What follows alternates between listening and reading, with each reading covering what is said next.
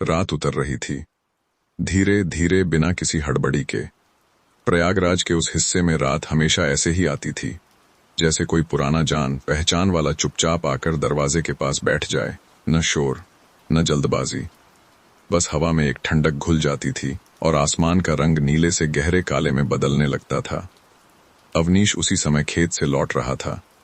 उसकी बैलगाड़ी कच्चे रास्ते पर बहुत धीमे चल रही थी। पहियों की आवाज जमीन से टकराकर एक नरम सी सरसराहट पैदा कर रही थी। बैलों की सांसें साफ सुनाई दे रही थीं, लंबी, थकी हुई मगर संतुष्ट, जैसे दिन भर का काम पूरा करने के बाद अब उन्हें भी रात का इंतजार था। अवनीश ने गाड़ी की रस्सी ढीली कर रखी थी। उसे कहीं जल्दी नहीं थी, उसे कभी जल्दी नहीं होती थी। 40 के पार की उम्र उसके चेहरे पर साफ दिखती थी, मगर थकान नहीं।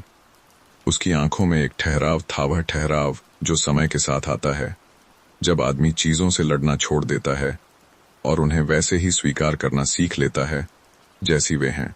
खेत आज अच्छे रहे थे, मिट्टी में नमी थी, फसल खामोशी से बढ़ रही थी। अवनीश ने हल चलाते समय ज्यादा कुछ नहीं सोचा था। वह अक्सर ऐसा ही करता था, काम करते वक्त दिमाग खाली रखता था। उसे लगता था कि खेत आदमी की सोच से ज्यादा उसकी सांसों को समझते हैं। जब बैलगाड़ी झोपड़ी के पास पहुंची तो आसमान में तारे साफ दिखने लगे थे। झोपड़ी बहुत बड़ी नहीं थी, मिट्टी की दीवारें, ऊपर सूखी घास की छत, बाहर एक नीम का पेड़ जिसकी पत्तियां रात की हवा में धीरे धीरे हिल रही थीं। वही हवा झोपड़ी के अंदर तक पहुंचकर दिन की गर्मी को बाहर निकाल देती थी। अवनीश ने बैलों को खोलकर पास ही बांध दिया, उनके सामने थोड़ा चारा डाल दिया और उनके माथे पर हल्के से हाथ फेरा। बैलों ने मानो उसे पहचानते हुए गर्दन हिलाई। वह मुस्कुरा दिया। झोपड़ी के अंदर घुसते ही एक जानी पहचानी शांति उसका इंतजार कर रही थी। कोई आवाज नहीं, बस दूर कहीं से झिंगुरों की हल्की हल्की टर्राहट, कभी कभी किसी ट्रेन की बहुत दूर की सीटी जो प्रयागराज की रातों का हिस्सा थी। उसने दिया जलाया, पीली सी रोशनी दीवारों पर कांपने लगी। एक कोने में उसका बिस्तर पड़ा था, साधारण मगर साफ, पास ही एक छोटा सा लोटा पानी से भरा हुआ। दोस्तों, अब आप जरा ये बताइए कि आप यह कहानी किस गांव या शहर से सुन या देख रहे हैं, और अगर अपने नाम पर कोई कहानी बनवाना चाहते हैं तो अपना नाम कमेंट बॉक्स में जरूर छोड़े। और अगर हमारी कहानी आपको थोड़ा सा भी सुकून देती है तो चैनल को सब्सक्राइब करें और बेल आइकन को प्रेस करें। अवनीश ने हाथ मुंह धोया, फिर बाहर आकर नीम के पेड़ के नीचे कुछ देर खड़ा रहा। रात उसे अच्छी लगती थी, खासकर ऐसी रातें जब आसमान साफ हो और हवा में कोई बोझ न हो। उसे याद आया रतलाम आज मिलने आने वाला था। रतलाम उसका छोटा भाई था, शहर के दूसरे सिरे पर रहता था। उसकी जिंदगी अवनीश से अलग थी, ज्यादा लोगों के बीच, ज्यादा आवाजों के साथ। रतलाम के 2 बेटे थे, बड़ा प्रभाकर, छोटा आनंद। अवनीश के पास कोई संतान नहीं थी। यह बात उसने अपने मन में कभी जोर से नहीं कही थी, मगर रातें अक्सर आदमी से उसकी अधूरी बातें कहलवा लेती हैं। वह नीम के पेड़ के नीचे बैठा रहा और पत्तियों की आवाज सुनता रहा। उसे याद आया जब प्रभाकर छोटा था तो उसकी उंगली पकड़कर चलना सीखता था। आनंद तब पैदा भी नहीं हुआ था। वक्त कितनी चुपचाप निकल जाता है। रतलाम आया नहीं उस रात। शायद बच्चों की वजह से देर हो गई होगी। अवनीश ने दिया बुझाया और बिस्तर पर लेट गया। छत से झड़ती घास की हल्की सी खुशबू हवा के साथ अंदर आ रही थी। कभी कभी कोई सूखा तिनका सरसराता था।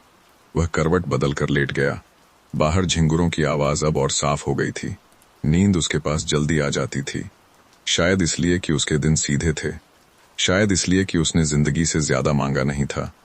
लेटे लेटे उसे बचपन का प्रयागराज याद आया। घाट, नदी, सुबह की धुंध, वह और रतलाम दोनों नंगे पांव दौड़ते हुए। अब सब कुछ बदल गया था, मगर रातें वैसी ही थीं। नींद आने से पहले उसके मन में एक ख्याल आया, प्रभाकर अब बड़ा हो रहा होगा। आनंद भी शायद उसे पहचानने लगा होगा। सोचते सोचते उसकी आंखें बंद होने लगीं। बाहर हवा और धीमी हो गई। नीम की पत्तियां थम सी गईं।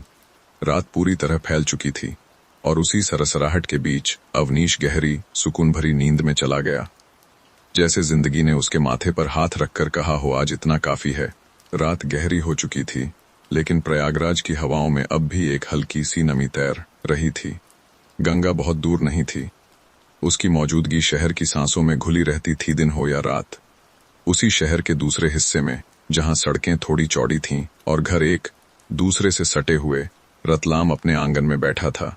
सामने पीली रोशनी वाला एक बल्ब जल रहा था, जो कभी तेज चमकता, कभी धीमा पड़ जाता। बिजली यहां भी भरोसेमंद नहीं थी, लेकिन रतलाम अब इसकी आदत डाल चुका था। उसकी पत्नी अंदर रसोई में थी। बर्तनों की हल्की हल्की आवाज आ रही थी, जैसे रात को परेशान न करने की कोशिश कर रही हो। प्रभाकर आंगन के एक कोने में बैठा किताब खोले था, लेकिन उसका ध्यान शब्दों पर नहीं था। वह बार बार ऊपर देखता, आसमान की तरफ, जहां तारे शहर की रोशनी में थोड़ा छिप से गए थे। आनंद जमीन पर लेटा हुआ था। उसकी छोटी छोटी उंगलियां मिट्टी पर कुछ रेखाएं बना रही थीं। कभी वह उन रेखाओं को तोड़ देता, कभी फिर से बनाता। उसे यह खेल बहुत पसंद था। बाबा, आनंद ने अचानक कहा, चाचा आज क्यों नहीं आए? रतलाम ने गहरी सांस ली। उसने भी यही सोचा था। आएंगे, उसने धीरे से कहा, खेती का काम होगा। आनंद चुप हो गया, लेकिन उसका चुप होना पूरी तरह चुप होना नहीं था। उसकी आंखें अब भी सवाल पूछ रही थीं। प्रभाकर ने किताब बंद कर दी। वह समझदार हो रहा था। उसे पता था कि अवनीश चाचा के लिए खेती सिर्फ काम नहीं है, वह उसकी जिंदगी है। चाचा के यहाँ रात कैसी होती होगी? प्रभाकर ने पूछा। रतलाम मुस्कुराया। उस मुस्कान में थोड़ी थकान थी, थोड़ी यादें। शांत, उसने कहा, बहुत शांत।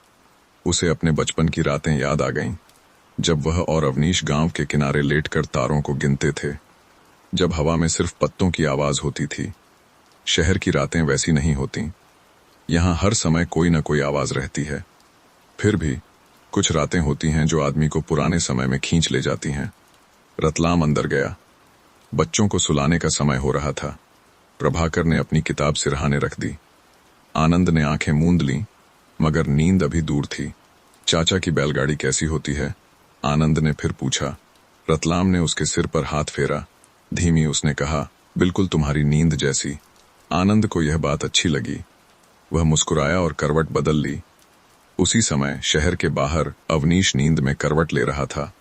झोपड़ी की छत से टपकती ओस की हल्की आवाज उसके कानों तक पहुंच रही थी। हवा में घास की खुशबू थी। उसने सपने में बैलगाड़ी देखी, खेत, रास्ता और बहुत दूर से आती किसी बच्चे की हंसी। सपने भी कभी कभी सच्चाई को छू लेते हैं। सुबह होने में अभी वक्त था। रात ने दोनों घरों को अपनी अपनी तरह से ढक रखा था, एक को पूरी शांति में, दूसरे को हल्की सी हलचल के साथ। और इन दोनों के बीच एक अदृश्य डोर थी, भाईचारे की, यादों की और उस सुकून की जो सिर्फ रातों में ही मिलता है। हवा फिर से सरसराई, जैसे किसी ने बहुत धीरे से कहा हो, सब ठीक है। नींद गहरी होती चली गई। सुबह बहुत धीरे आई। ऐसा नहीं था कि अंधेरा अचानक हट गया हो, बस आसमान ने हल्का सा रंग बदलना शुरू किया। काले में नीले की एक पतली सी परत घुली, और फिर उस नीले में हल्की राख जैसी सफेदी उतरने लगी। अवनीश की नींद अपने आप खुल गई। उसके लिए अलार्म जैसी कोई चीज नहीं थी। सालों से उसकी देह को आदत थी, जैसे ही हवा का मिजाज बदलता, जैसे ही पक्षियों की पहली आवाज आती, उसकी आंखें खुल जाती। झोपड़ी के बाहर से एक चिड़िया फुदकती हुई गुजरी। उसके पंखों की हल्की सी फड़फड़ाहट ने सुबह का ऐलान कर दिया। अवनीश कुछ पल बिस्तर पर ही पड़ा रहा। उसे यह पल बहुत पसंद था, नींद और जागने के बीच का, जहां न कल की चिंता होती है, न आज की जल्दी। उसने छत की तरफ देखा। सूखी घास के बीच से धूप की एक पतली किरण झांकने की कोशिश कर रही थी। वह उठा, बाहर आया। नीम के पेड़ के नीचे की मिट्टी ठंडी थी। रात की ओस अब भी पत्तों से टपक रही थी। हवा में एक ताजगी थी, जैसे किसी ने जमीन को धो दिया हो। बैल खड़े थे, शांत। उसे देखते ही उन्होंने हल्की सी आवाज निकाली। अवनीश ने पास जाकर उनकी गर्दन थपथपाई। उसका हाथ खुरदुरा था, लेकिन उसमें अपनापन था। उसने लोटे से मुंह धोया। ठंडा पानी चेहरे से बहा तो आंखें पूरी तरह खुल गईं। कुछ दूर खेतों की तरफ धुंध फैली हुई थी। फसलें उसमें आधी छुपी हुई थीं, जैसे अभी पूरी तरह जागी न हो। अवनीश ने एक पल के लिए आंखें बंद कीं। सुबह की हवा को भीतर लिया, धीरे धीरे छोड़ा। उसका दिन ऐसे ही शुरू होता था, बिना किसी बात के। उसी समय शहर के अंदर प्रभाकर की नींद भी खुल रही थी। खिड़की से आती बसों की दूर की आवाज, किसी चाय वाले की पुकार और गली में दौड़ते किसी कुत्ते की आहट। शहर की सुबह कभी पूरी तरह शांत नहीं होती। प्रभाकर ने करवट बदली। उसकी आंखें खुलीं, लेकिन वह कुछ पल छत को ही देखता रहा। उसे चाचा की झोपड़ी याद आ गई। वह वहां गया था बहुत पहले, तब वह छोटा था, लेकिन उसे याद था वहां सुबह कितनी अलग होती थी। आनंद अब भी सो रहा था। उसकी सांसें बराबर चल रही थीं। उसका हाथ तकिए के नीचे था। प्रभाकर उठा, खिड़की के पास गया। आसमान देखना उसे अच्छा लगता था। उसे लगता था चाचा भी इसी समय आसमान देख रहे होंगे। रतलाम रसोई में चाय बना रहा था। चाय की खुशबू घर में फैल गई। उठ गया, उसने पूछा। प्रभाकर ने हाँ में सिर हिलाया।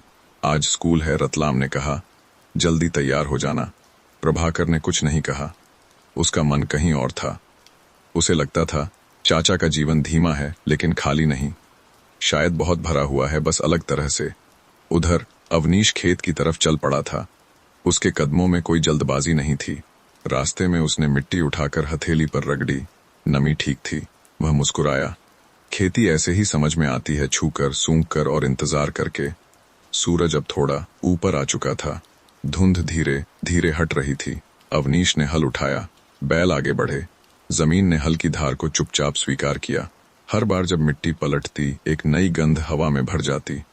उसके मन में कोई भारी सोच नहीं थी, बस काम और काम के साथ जुड़ा सुकून। दोपहर तक सूरज तेज होगा। शाम को वह फिर लौटेगा। रात फिर उतरेगी, और कहीं न कहीं प्रभाकर और आनंद फिर उसका नाम लेंगे। यह सब जानते हुए भी अवनीश ने आज के पल को ही पकड़े रखा, क्योंकि उसे पता था सुकून हमेशा अभी में रहता है। हवा चली, फसलें हिलीं। सुबह पूरी तरह जाग चुकी थी। दोपहर अपने साथ एक अलग तरह की चुप्पी लेकर आती है।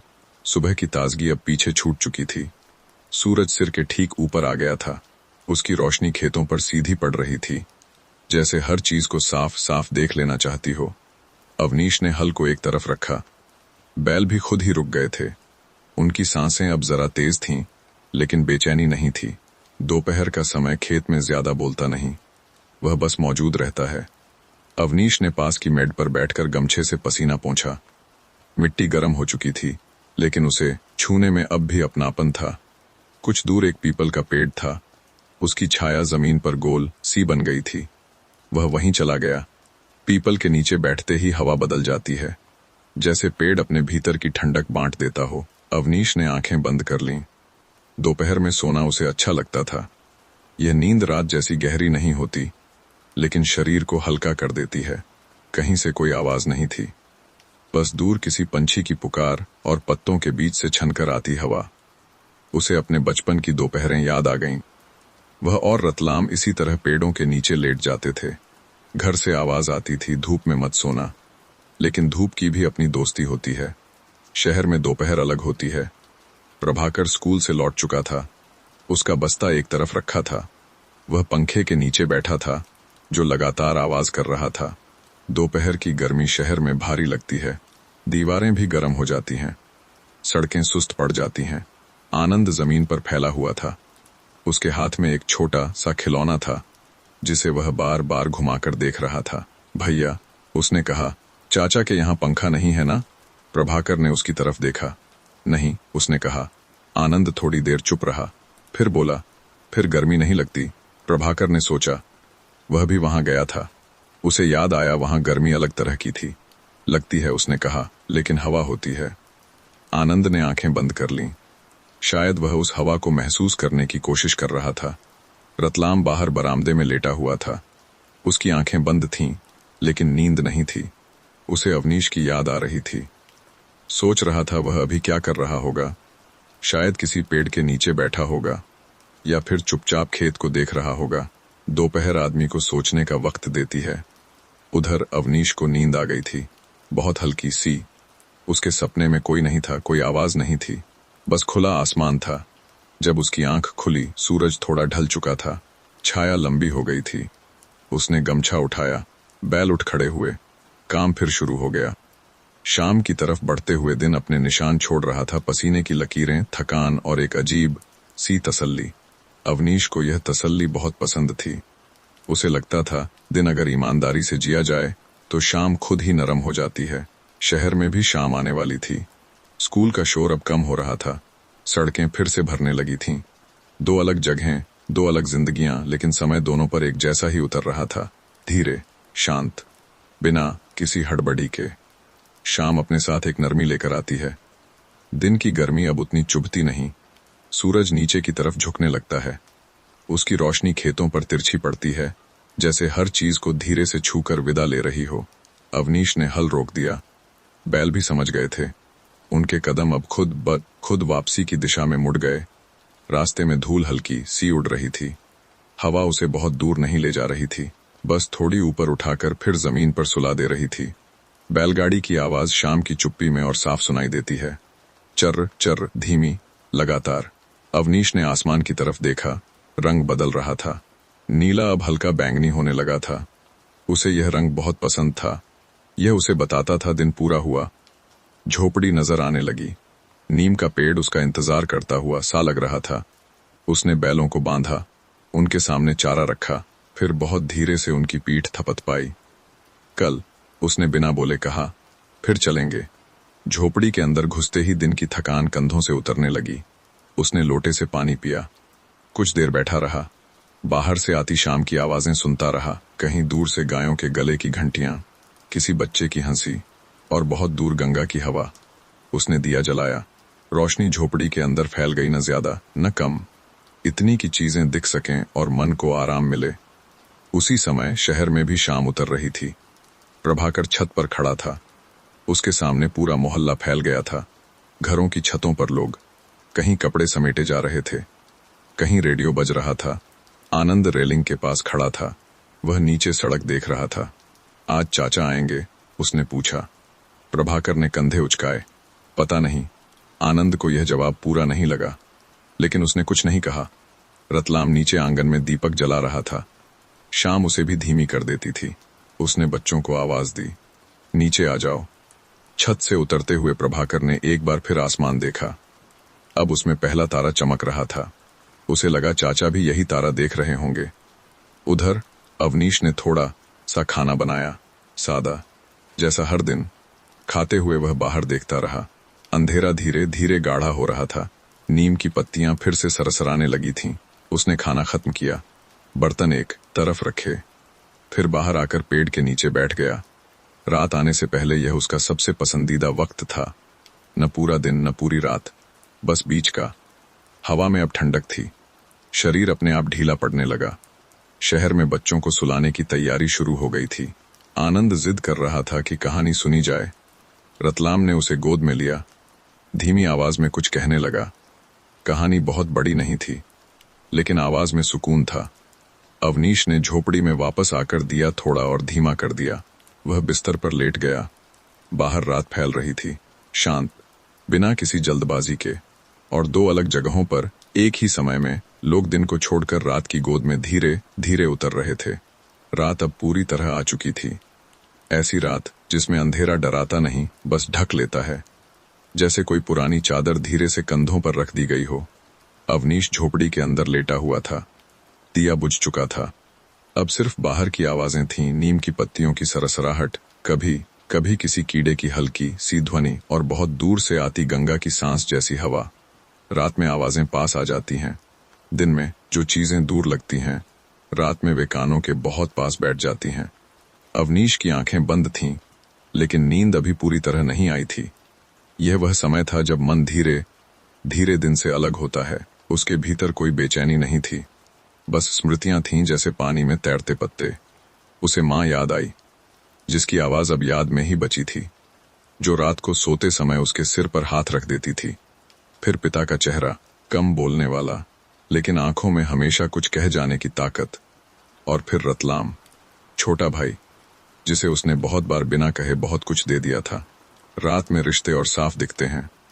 उधर शहर में रतलाम के घर अब पूरी तरह सन्नाटा नहीं था, लेकिन आवाजें कम हो चुकी थीं। आनंद सो चुका था। उसकी सांसें कभी तेज कभी हल्की। प्रभाकर अभी जाग रहा था। वह बिस्तर पर पीठ के बल लेटा छत देख रहा था। उसे नींद आने से पहले सोचने की आदत थी। आज वह चाचा के बारे में सोच रहा था। उसे लगता था चाचा के पास बहुत कुछ नहीं है, लेकिन उनके पास समय है, और शायद वही सबसे बड़ी चीज है। रतलाम बगल में लेटा था।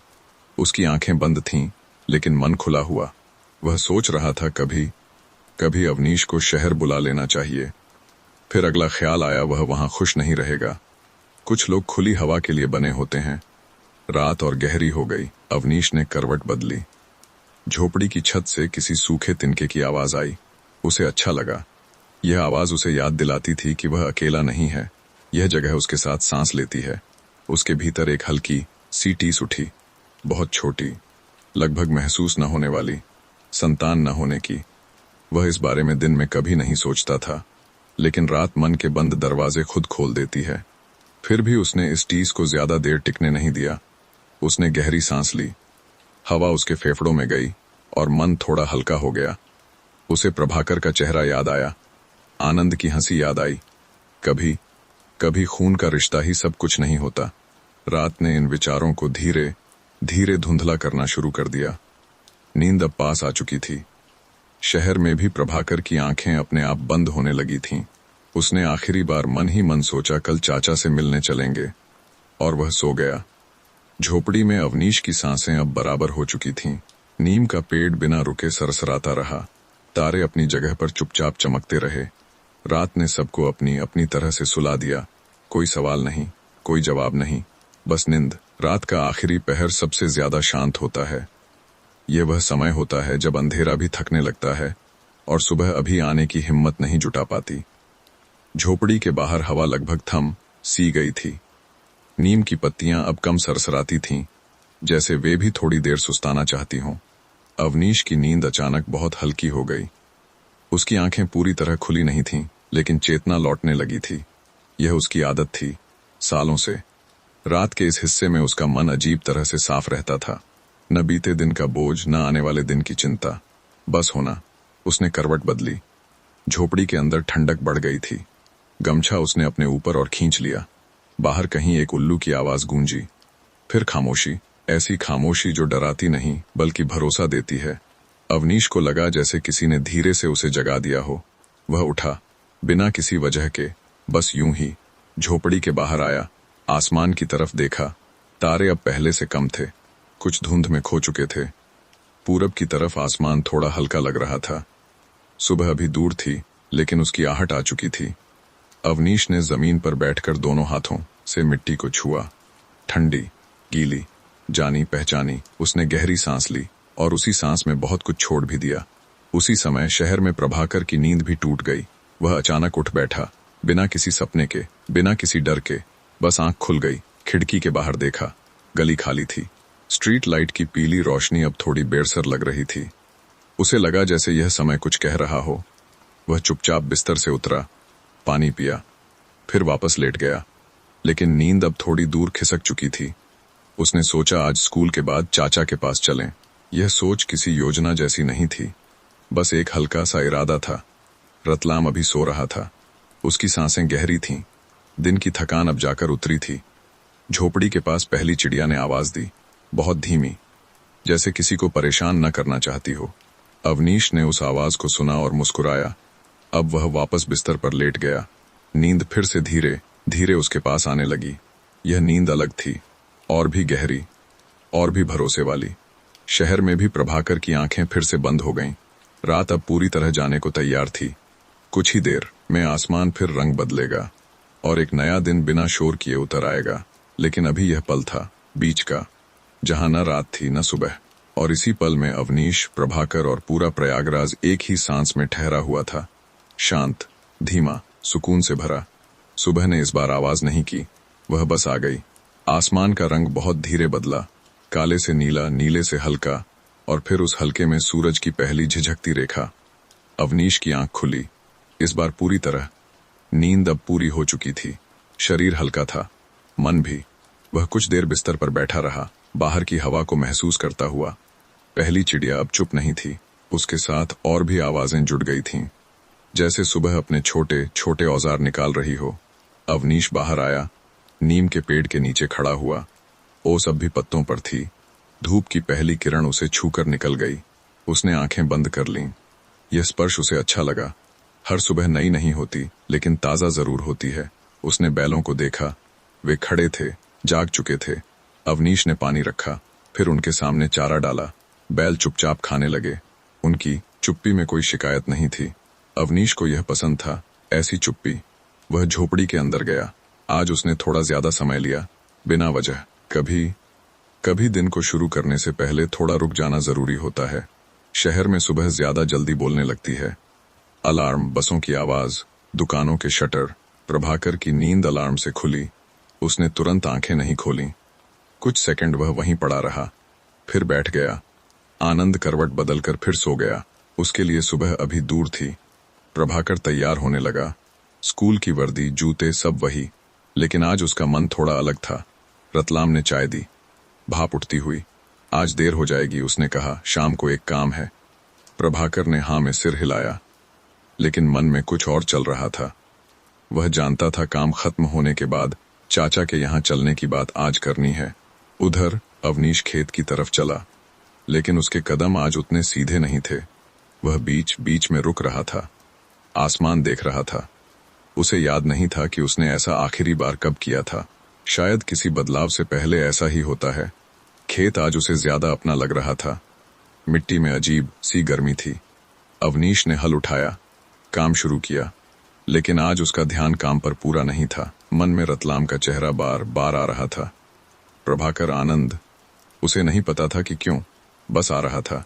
दोपहर की तरफ सूरज चढ़ता गया, लेकिन अवनीश ने आज काम थोड़ा पहले रोक दिया। वह पीपल के नीचे बैठ गया, हाथ में मिट्टी ली, फिर छोड़ दी।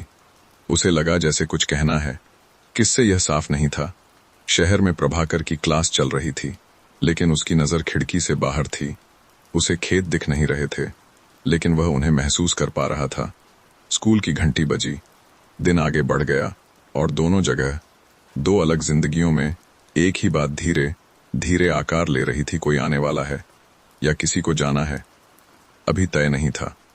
बस इतना तय था कि सब कुछ पहले जैसा नहीं रहेगा, और यह एहसास भारी नहीं था, बस शांत था। शाम आज थोड़ी जल्दी उतर आई थी, या शायद अवनीश को ऐसा लगा। सूरज अभी पूरी तरह ढला नहीं था, लेकिन खेतों पर उसकी रोशनी अब पहले जैसी नहीं रही थी। उसमें एक थकान थी, दिन भर की। अवनीश ने काम समेटा, बैलगाड़ी की रस्सी हाथ में ली। आज कदमों में हल्की सी बेचैनी थी, ऐसी नहीं जो परेशान करे, बस ऐसी जो चुप नहीं बैठने देती। रास्ते में उसने एक बार फिर आसमान देखा। बादल नहीं थे, फिर भी हवा कुछ कहने की कोशिश कर रही थी। झोपड़ी के पास पहुंचा तो नीम का पेड़ उसे कुछ ज्यादा ही पास लगा। उसने बैलों को बांधा, पानी दिया, चारा डाला, सब कुछ जैसा हर दिन करता था, लेकिन भीतर कुछ अलग था। वह झोपड़ी के अंदर गया, दिया जलाया, रोशनी फैली। आज उसने दिया थोड़ा तेज रखा। वह बैठ गया, चुप। शाम की आवाजें धीरे धीरे रात में बदल रही थीं। उसी समय शहर में रतलाम घर लौटा, थका हुआ, कंधों पर दिन का बोझ। आनंद दौड़कर आया, उससे लिपट गया। चाचा चलेंगे? उसने सीधे पूछा। रतलाम ने हैरानी से देखा। आज प्रभाकर पास ही खड़ा था। उसने कुछ नहीं कहा, लेकिन उसकी आंखें सब कह रही थीं। रतलाम कुछ पल चुप रहा, फिर बोला, चलो। यह शब्द बहुत साधारण था, लेकिन उसके भीतर बहुत कुछ था। आनंद खुशी से उछल पड़ा। प्रभाकर ने हल्की सांस ली। कुछ फैसले बहुत ज्यादा सोचने से नहीं होते, वे बस हो जाते हैं। शाम गहराने लगी। रतलाम ने बच्चों को तैयार किया, हल्के कपड़े, कोई जल्दबाजी नहीं। गली से निकलते हुए हवा ने उनके चेहरे छुए। प्रभाकर को लगा जैसे वह किसी और जगह जा रहा हो, जहां आवाजें कम होंगी, जहां बातें बिना कहे समझ ली जाएंगी। उधर अवनीश नीम के नीचे बैठा था। उसे पता नहीं था कि कोई आने वाला है, लेकिन मन जैसे पहले से तैयार था। दूर से कदमों की आवाज आई, फिर रुक गई। अवनीश ने सिर उठाकर देखा। अंधेरे में 3 परछाइयां, एक बड़ी, 2 छोटी। वह उठा, धीरे धीरे। रतलाम पास आया। दोनों कुछ पल एक दूसरे को देखते रहे। कोई सवाल नहीं, कोई शिकायत नहीं, बस पहचान। आ गए? अवनीश ने कहा। रतलाम ने हल्की मुस्कान दी। हाँ। आनंद सीधे चाचा से लिपट गया। प्रभाकर थोड़ा पीछे खड़ा रहा। अवनीश ने उसके सिर पर हाथ रखा, कुछ नहीं कहा। झोपड़ी के अंदर दिया जल रहा था। रोशनी सब पर बराबर पड़ रही थी। रात अब पूरी तरह आ चुकी थी, और इस बार वह अकेली नहीं थी। झोपड़ी के अंदर की रोशनी बहुत तेज नहीं थी, बस इतनी कि चेहरे दिख सकें और आंखें आराम से खुली रह सकें। अवनीश ने सबको अंदर आने का इशारा किया। झोपड़ी की मिट्टी की दीवारों ने शहर की सारी आवाजें बाहर ही रोक लीं। रतलाम बैठ गया। थकान उसके कंधों से झर रही थी। प्रभाकर पास ही चुपचाप बैठा। आनंद ने इधर उधर देखा, हर चीज को जैसे पहली बार देख रहा हो। यहां तो आनंद ने धीरे से कहा, बहुत चुप है। अवनीश मुस्कुराया। रात है, उसने कहा। आनंद को यह जवाब पूरा लगा। वह जमीन पर बैठ गया। अवनीश ने पानी रखा। थोड़ी देर बाद खाना बनाने लगा। रसोई जैसा कुछ नहीं था, बस एक कोना, लेकिन हाथों की आदत सब पूरा कर देती थी। प्रभाकर दीवार के पास बैठा सब देख रहा था, दिया, छाया और चाचा का चेहरा। उसे लगा जैसे यह जगह समय से अलग है। रतलाम ने चारों तरफ देखा। सब ठीक है? उसने पूछा। अवनीश ने सिर हिलाया। हाँ। इस हाँ में बहुत कुछ था। शिकायतें नहीं थीं, बस स्वीकार था। खाना तैयार हुआ, सबने साथ खाया। आनंद ने कहा, यहाँ खाना अलग लगता है। अवनीश ने पूछा, कैसा? आनंद ने सोचा, अच्छा। सब हंसे। हंसी बहुत धीमी थी। खाने के बाद अवनीश बाहर आया, नीम के नीचे बैठ गया। सब पीछे पीछे आए। रात साफ थी। आसमान में तारे पूरी तरह चमक रहे थे। वो देखो, आनंद ने कहा। वो तारा? अवनीश ने उसी दिशा में देखा। हाँ, उसने कहा, वही। प्रभाकर ने कुछ नहीं कहा। वह सुन रहा था, हवा की आवाज, पत्तों की सरसराहट। उसे लगा जैसे रात किसी कहानी की शुरुआत है। रतलाम ने धीरे से कहा, तुम अकेले रहते हो? अवनीश ने जवाब नहीं दिया, बस आसमान देखता रहा। कुछ बातें बोलने से पहले खुद को पूरा कर लेती हैं। आनंद अब नींद में झुकने लगा था। उसकी आंखें धीरे धीरे बंद हो रही थीं। अवनीश ने उसे गोद में उठा लिया, बहुत सहजता से। प्रभाकर यह देखकर कुछ पल के लिए सांस लेना भूल गया। उसे लगा जैसे चाचा कभी अकेले नहीं थे। झोपड़ी के अंदर बिस्तर बिछा दिया गया।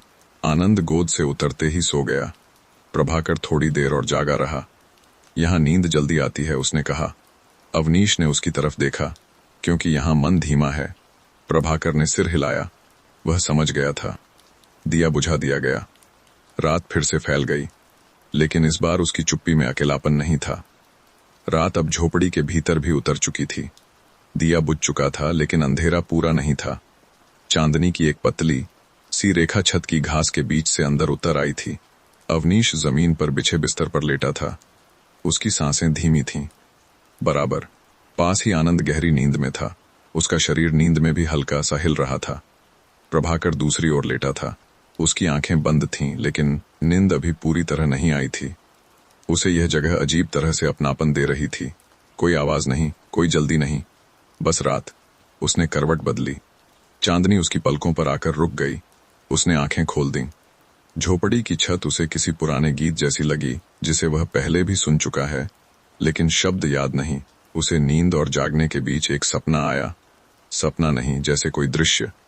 वह खुद एक खुले मैदान में खड़ा था, बहुत बड़ा, चारों तरफ हरियाली। दूर से अवनीश आ रहे थे, बैलगाड़ी के साथ। उनकी चाल वैसी ही धीमी थी, लेकिन चेहरे पर कुछ और था। वे मुस्कुरा रहे थे। प्रभाकर ने उनकी तरफ हाथ बढ़ाया, और तभी नींद और गहरी हो गई। उधर अवनीश की नींद आज अलग थी। उसने भी कोई सपना नहीं देखा, लेकिन मन बहुत शांत था। उसके भीतर एक बहुत हल्की सी चाह उठी, इतनी हल्की कि उसे नाम देना मुश्किल था। शायद किसी के होने की, शायद इस झोपड़ी में कभी कभी किसी और की सांसें सुनने की। वह इस चाह से डरा नहीं, न भागा, बस उसे महसूस किया। रतलाम भी लेटा हुआ था। उसकी आंखें बंद थीं, लेकिन मन जाग रहा था। उसे लगा जैसे उसने आज सही किया। कभी कभी बच्चों को ऐसी जगह दिखानी चाहिए जहां समय धीरे चलता है। रात और गहरी हो गई। नीम का पेड़ फिर से सरसराया। हवा ने झोपड़ी को हल्के से छुआ। सब सो रहे थे, और उस नींद में कोई बोझ नहीं था, कोई डर नहीं था, बस आराम। जैसे जिंदगी ने एक रात के लिए सबको थोड़ा थाम लिया हो। सुबह इस बार झोपड़ी के अंदर पहले पहुंची। किसी आवाज के साथ नहीं, किसी पुकार के साथ भी नहीं, बस रोशनी के रूप में। छत की सूखी घास के बीच से धूप की पतली सी रेखा फिसलती हुई अंदर आ गई। सबसे पहले आनंद की नींद खुली। उसने आंखें मलीं। कुछ पल तक उसे समझ नहीं आया कि वह कहाँ है। फिर उसकी नजर मिट्टी की दीवारों पर गई, छत की तरफ गई, और फिर बगल में सोए प्रभाकर पर। वह मुस्कुराया। उसे याद आ गया। वह धीरे से उठा, जैसे किसी को जगह न देना हो। पैर जमीन पर रखते ही उसे ठंडक महसूस हुई, मिट्टी की ठंडक। उसने एक कदम बाहर रखा, फिर दूसरा। झोपड़ी के बाहर सुबह पूरी तरह जाग चुकी थी। हवा में ताजगी थी। नीम की पत्तियां हल्की हल्की हिल रही थीं। बैल खड़े थे, शांत, जैसे रात भर किसी बात पर सोचते रहे हों। आनंद ने बिना आवाज किए उनकी तरफ देखा, फिर हाथ हिलाया। बैल ने हल्की सी आवाज की। आनंद की हंसी अपने आप निकल गई, बहुत धीमी, जैसे सुबह से इजाजत लेकर। उसी समय अवनीश की आंख खुली। उसे किसी आवाज ने नहीं जगाया, बस आदत ने। उसने देखा आनंद बाहर खड़ा है। वह कुछ नहीं बोला, बस उठकर धीरे धीरे बाहर आ गया। जल्दी उठ गया? उसने पूछा। आनंद ने सिर हिलाया। यहाँ नींद अपने आप टूट जाती है। अवनीश मुस्कुराया। प्रभाकर भी अब जाग चुका था। वह बाहर आया, आसमान की तरफ देखा। शहर की सुबह उसे यहाँ याद नहीं आई। यहाँ की सुबह पूरी तरह अलग थी। रतलाम थोड़ी देर बाद बाहर आया। उसके चेहरे पर अच्छी नींद के निशान थे। बहुत समय बाद ऐसी नींद आई, उसने कहा। अवनीश ने कुछ नहीं कहा, बस पास के चूल्हे की तरफ गया। सुबह का काम बिना कहे शुरू हो गया। पानी गर्म होने लगा, चाय की पत्ती डाली गई, भाप उठी। उस भाप में कल की सारी थकान घुलकर कहीं खो गई। सब बाहर नीम के नीचे बैठ गए, चाय के साथ सुबह की चुप्पी। प्रभाकर ने कहा, चाचा, यहाँ सब इतना धीरे क्यों है? अवनीश ने चाय का घूंट लिया, फिर कहा, क्योंकि यहाँ किसी को कहीं पहुंचने की जल्दी नहीं। प्रभाकर चुप हो गया। यह जवाब उसे भीतर तक छू गया। आनंद मिट्टी से खेल रहा था, कभी उन गलियों से लकीरें बना रहा था, कभी उन्हें मिटा रहा था। उसे कोई डांट नहीं रहा था। सुबह आगे बढ़ रही थी, सूरज ऊपर चढ़ रहा था, लेकिन यहाँ किसी की चाल तेज नहीं हुई। अवनीश ने हल उठाया। बैल तैयार खड़े थे। मैं खेत जा रहा हूं, उसने कहा। प्रभाकर ने पूछा, हम भी चलें? अवनीश ने एक पल सोचा, फिर कहा, अगर चलना है तो धीरे चलना पड़ेगा। प्रभाकर मुस्कुराया, ठीक है। वे चारों खेत की तरफ चले। रास्ते में कोई बातचीत नहीं हुई, जरूरत नहीं थी। हवा, धूप और मिट्टी सब कुछ कह रहे थे। और अवनीश के भीतर एक बात अब साफ होने लगी थी, यह सुबह सिर्फ आज की नहीं है। यह किसी शुरुआत की तरह है, लेकिन बिना शोर के, बिल्कुल वैसे ही जैसे उसे पसंद है। खेत उस सुबह कुछ अलग लग रहे थे। शायद इसलिए नहीं कि वे बदले थे, बल्कि इसलिए कि आज उन्हें देखने वाली आंखें बदली हुई थीं। अवनीश सबसे आगे चल रहा था। उसके कदम मिट्टी को पहचानते हुए पड़ रहे थे, जैसे हर कदम से पहले वह जमीन से पूछ रहा हो, ठीक है। पीछे पीछे रतलाम, प्रभाकर और आनंद। आनंद हर तीसरे कदम पर रुक जाता, कभी किसी कीड़े को देखता, कभी सूखी पत्ती को उलट पलट कर देखता। चलो, प्रभाकर ने धीरे से कहा। नहीं, आनंद बोला, यह भी तो चल रहा है। प्रभाकर मुस्कुरा दिया। उसने कुछ नहीं कहा। खेत के पास पहुंचते ही हवा बदल गई। यह हवा शहर की नहीं थी। इसमें मिट्टी की गंध थी, फसल की सांस थी, और कुछ ऐसा था जिसे शब्दों में नहीं बांधा जा सकता। अवनीश ने हल रखा। बैल आगे बढ़े। पास रहना, उसने कहा, और ध्यान से देखना। प्रभाकर ने सिर हिलाया। वह देख रहा था कैसे हल मिट्टी को चीरता है, कैसे जमीन पलटती है, और कैसे हर पल कुछ नया बाहर आता है। उसे लगा जैसे खेत अपनी कहानी सुना रहे हों। रतलाम मेड़ पर बैठ गया। उसने दूर तक देखा। उसे याद आया कि कभी वह भी यहीं बैठा करता था। समय कितना चुपचाप जगह बदल देता है। आनंद मिट्टी में उंगलियां डालकर कुछ खोज रहा था। चाचा, उसने कहा, यह जिंदा है। अवनीश ने देखा। एक छोटा सा केंचुआ मिट्टी में सिमट रहा था। हाँ, अवनीश ने कहा, सब जिंदा है। यह जवाब आनंद के लिए काफी था। प्रभाकर ने यह सब देखा, सुना और मन में रखा। उसने सोचा शायद जिंदगी भी इसी तरह होती है। अगर ध्यान से देखें तो हर चीज कुछ कहती है। काम चलता रहा, सूरज थोड़ा और ऊपर चढ़ा, लेकिन किसी को समय का अंदाजा नहीं था। अवनीश ने काम रोका, पानी पिया, सबको दिया। पानी ठंडा नहीं था, लेकिन सुकून देने वाला था। यहाँ सब इतना सीधा क्यों है? प्रभाकर ने पूछा। अवनीश ने एक पल सोचा, क्योंकि यहाँ कोई दिखावा नहीं करता। प्रभाकर चुप हो गया। उसे लगा शहर में बहुत कुछ दिखावे के लिए होता है। आनंद अब थकने लगा था। उसकी आंखें धीरे धीरे बोझिल हो रही थीं। अवनीश ने उसे गोद में उठा लिया। यह दृश्य रतलाम ने देखा। उसकी आंखें कुछ पल भर आईं, लेकिन उसने कुछ नहीं कहा।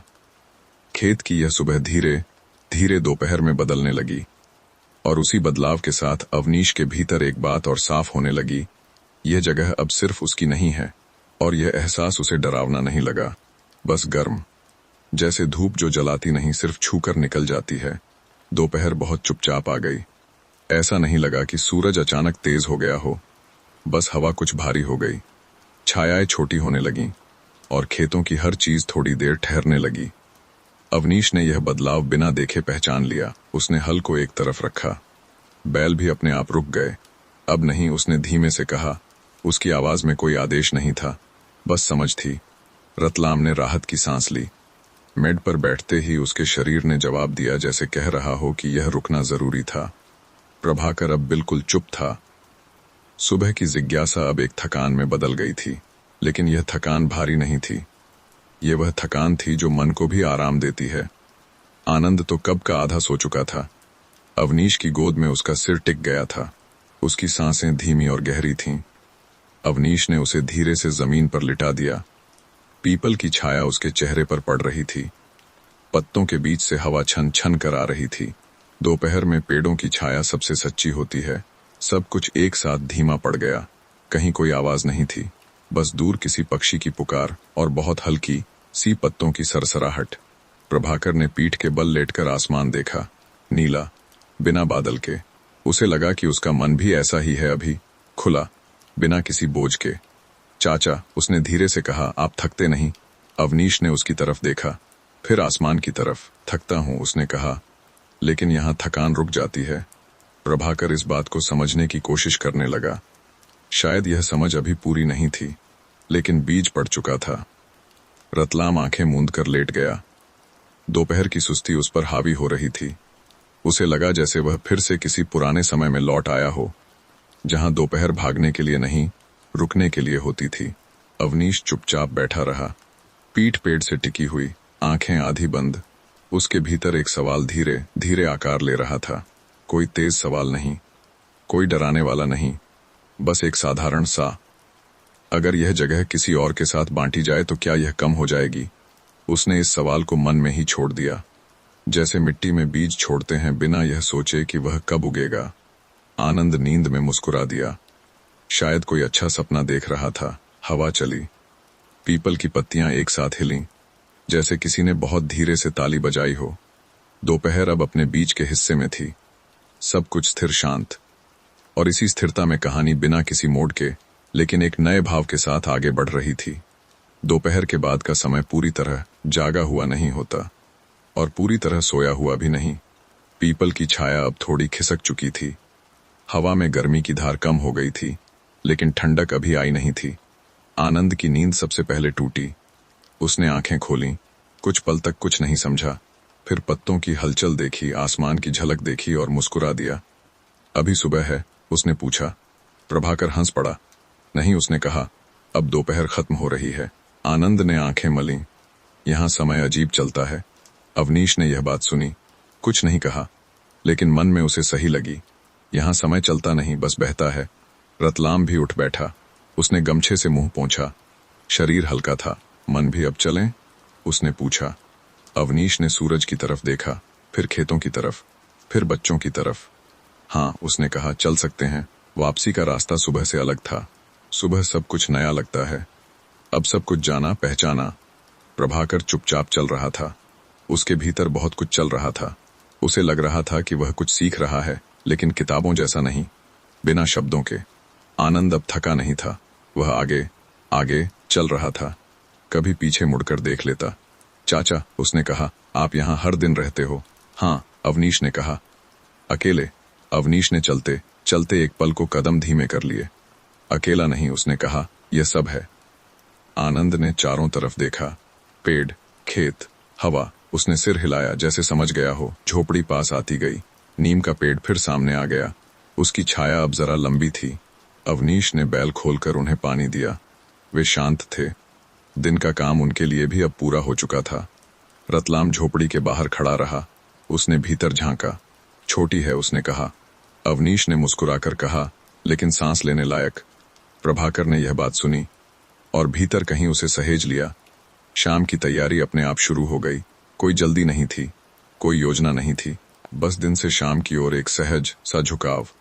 आनंद नीम के नीचे जमीन पर बैठ गया, मिट्टी से खेलने लगा। उसे घर की याद नहीं आ रही थी, और यह बात उसे परेशान नहीं कर रही थी। रतलाम ने यह महसूस किया, लेकिन कुछ नहीं कहा। अवनीश झोपड़ी के अंदर गया, दिया निकाला। अब जलाने के लिए नहीं, बस हाथ में लेकर देखने के लिए। शाम धीरे धीरे उतर रही थी और सबके भीतर एक बात चुपचाप बैठ रही थी, यह जगह सिर्फ आने जाने की नहीं है, यह रुकने की है। बस अभी किसी ने उसे जोर से नहीं कहा। शाम अब अपने दूसरे रंग में थी। आसमान का नीला धीरे धीरे फीका पड़ रहा था, उसमें हल्का सा गुलाबी घुल रहा था, फिर बैंगनी। हवा ठंडी होने लगी थी। दिन की गर्मी अब मिट्टी के भीतर लौट रही थी। अवनीश ने दिया जला दिया। इस बार बाहर नीम के नीचे छोटी सी रोशनी अंधेरे से पहले अपनी जगह बना रही थी। आनंद दिए के पास आकर बैठ गया। उसकी लौ को ध्यान से देखने लगा। यह हिल क्यों रहा है? उसने पूछा। हवा चल रही है, अवनीश ने कहा। अगर हवा न चले तो? अवनीश ने थोड़ा सोचा। तो दिया भी बुझ जाएगा। आनंद ने यह बात बहुत गंभीरता से सुनी, जैसे किसी बड़े सच को। प्रभाकर थोड़ा दूर बैठा था। उसकी नजर कभी आसमान पर, कभी चाचा पर। उसे लग रहा था कि यह शाम बहुत जल्दी गुजर जाएगी। रतलाम चुप था। वह जानता था अब लौटने का समय नजदीक है। शहर उन्हें वापस बुला रहा था, अपनी आवाजों के साथ, अपनी रफ्तार के साथ। अब चलें, उसने धीरे से कहा। यह सवाल हवा में नहीं तैरा, सीधा जमीन पर बैठ गया। आनंद ने कुछ नहीं कहा, बस दिए की तरफ और पास खिसक गया। प्रभाकर ने अवनीश की तरफ देखा। अवनीश ने दिए को देखा, फिर बच्चों को, फिर आसमान को। अंधेरा हो जाएगा, उसने कहा। बस इतना। ये कोई रोक नहीं थी, बस समय की पहचान थी। तैयारी बहुत कम थी, क्योंकि ठहराव गहरा था। आनंद चाचा से लिपट गया। उसकी बाहें छोटी थीं, लेकिन पकड़ पूरी थी। फिर आएंगे, रतलाम ने कहा। अवनीश ने सिर हिलाया। रास्ता यही है। प्रभाकर कुछ पल रुका, फिर बोला, मैं खेत फिर देखना चाहता हूं। अवनीश ने उसके सिर पर हाथ रखा। खेत कहीं नहीं जाते। ये बात प्रभाकर के भीतर किसी दिए की तरह जल गई। वे चल पड़े। रास्ते में कोई बात नहीं हुई। शाम खुद बोल रही थी। थोड़ी दूर जाने के बाद आनंद ने पीछे मुड़कर देखा। नीम का पेड़ अब अंधेरे में आधा छुप चुका था। झोपड़ी की रोशनी अब भी दिख रही थी। उसे लगा जैसे कोई उसे अब भी देख रहा हो। अवनीश वहीं खड़ा रहा, जब तक वे आंखों से ओझल नहीं हो गए। फिर वह अंदर गया, दिया रखा, बिस्तर ठीक किया। झोपड़ी फिर शांत हो गई, लेकिन अब वह खाली नहीं थी। हवा पहले जैसी ही थी, नीम पहले जैसा ही, लेकिन अवनीश के भीतर कुछ जुड़ गया था। एक बहुत शांत निर्णय, जिसे उसने अभी शब्द नहीं दिए, बस दिल में रख लिया। रात धीरे धीरे उसके चारों ओर फैल गई, और इस बार अकेलापन नरम था, जैसे किसी ने कह दिया हो, अब तुम अकेले नहीं सोचते। शहर की रोशनी उन्हें दूर से ही दिखने लगी, पीली, सफेद, कुछ जगहों पर झिलमिलाती हुई, जैसे कोई दूसरा संसार धीरे धीरे पास आ रहा हो। रतलाम आगे चल रहा था, प्रभाकर उसके बगल में, आनंद बीच बीच में पीछे देख लेता। उसे झोपड़ी की मिट्टी की गंध अब भी अपने हाथों में महसूस हो रही थी। शहर में घुसते ही हवा बदल गई। आवाजें लौट आईं। किसी दुकान का शटर, किसी बाइक की आवाज, किसी कुत्ते का भौंकना। आनंद ने अपने कान ढक लिए। यहां बहुत बोलते हैं, उसने कहा। प्रभाकर हल्का सा मुस्कुराया। उसे भी यह बात पहली बार इतनी साफ लगी। घर पहुंचे, दरवाजा खुला। अंदर वही सब कुछ था, पर कुछ अलग भी था। आनंद बिस्तर पर लेटा, लेकिन नींद तुरंत नहीं आई। उसे नीम की सरसराहट याद आ रही थी। प्रभाकर खिड़की के पास खड़ा रहा। आसमान देखा। यहां तारे कम दिखते थे, लेकिन आज उसे फर्क और ज्यादा महसूस हुआ। रतलाम कुर्सी पर बैठ गया। उसने अपने हाथों को देखा, जैसे पहली बार देख रहा हो। उसे लगा कि उसने आज कुछ पाया है और कुछ छोड़ा भी है। झोपड़ी में अवनीश अकेला था, लेकिन वह खाली नहीं था।